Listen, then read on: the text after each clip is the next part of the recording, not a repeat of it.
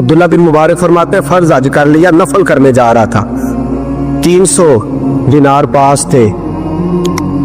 میں پہنچ گیا کوفے تک،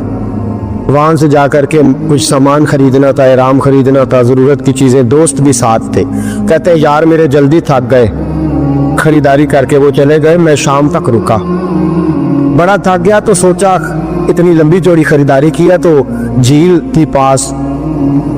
میں نے کہا وہاں جا کے ذرا ٹھنڈی ہوا لیتا ہوں، کہتے میں اس طرف گیا، رات کا اندھیرا تھا، مری ہوئی بھینس پڑی تھی، یہ کچھ 700-800 سال پہلے کی بات عرض کر دیں، کہتے ہیں مری ہوئی بھینس پڑی تھی، ایک عورت کالے برقعے میں نقاب پوش آئی اور اس بی بی نے مری ہوئی بھینس کا خنجر سے گوشت کاٹا، تھیلے میں ڈالا اور دوڑی، کہتے ہیں میرے ذہن کے اندر خیال آیا کہ بی بی کوئی ہوٹل چلاتی ہے اور مردہ جانور کا گوشت لوگوں کو کھلاتی ہے، ویسے تو جاسوسی منع ہے، اس نیت سے کہ مسلمانوں کو بچاؤں اس کے پیچھے ہو لیا، کہتے ہیں وہ گلیاں گزرتی گزرتی کوفے کی تنگ گلی میں گئی، ایک بڑا سا دروازہ لکڑی کا، بڑا پھاٹک جو پرانے شہروں میں ہوتے، کہتے ہیں اس بڑے پھاٹک پر اس نے زور زور سے دستک دی، دونوں ہاتھوں سے دروازہ کھلا، وہ عورت اندر داخل ہوئی تو 3-4 بچیاں جھٹ سے اس کے گرد کٹھی ہو گئی، اماں کچھ لائی ہو؟ تو رونے لگی،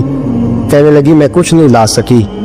کہنے لگی یہ مردہ جانور کا گوشت ہے اور حضور نے فرمایا جب مرنے لگو تو مردار کھا کے بھی جان بچا لو، اب میں دیکھتی ہوں تم سے کھڑا نہیں ہوا جاتا، نہ کھاؤ گی تو گر پڑو،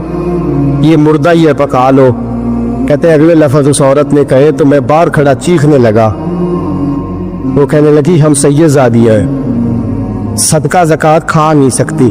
اور سب روگاں دا روگ محمد، جس دا نام غریب بھی کنڈ ولا کے لنگ جان دے، سب دوست یار قریبی سید ہے، صدقہ زکاة یہ مردار کھا کے گزارا کرو، کہتے ہیں پھر اس عورت نے چاروں بیٹیوں کو سینے سے لگایا، کہنے لگی تمہارا باپ زندہ ہوتا تو یہ دن سید بھی اور یتیم بھی اور مسکین بھی، پھر وہ روئی، حضرت عبداللہ مبارک کہتے ہیں زور زور سے دروازے پہ دستک دی، بی بی باہر آئی، کون ہے؟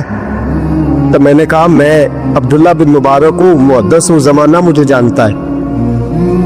میرے شاگردوں کی لسٹ بڑی لمبی ہے، کہنے لگی اچھا تو؟ کہنے لگا یہ 300 دینار ہے، تو مہربانی کرے تو رکھ لے، چلے اپنا کام کرے ہم جانے ہمارا، کہتے میں نے زمین پہ گھٹنے ٹیک کے نا تو سید زادی کے آگے ہاتھ باندھ دیے، میں نے کہا میں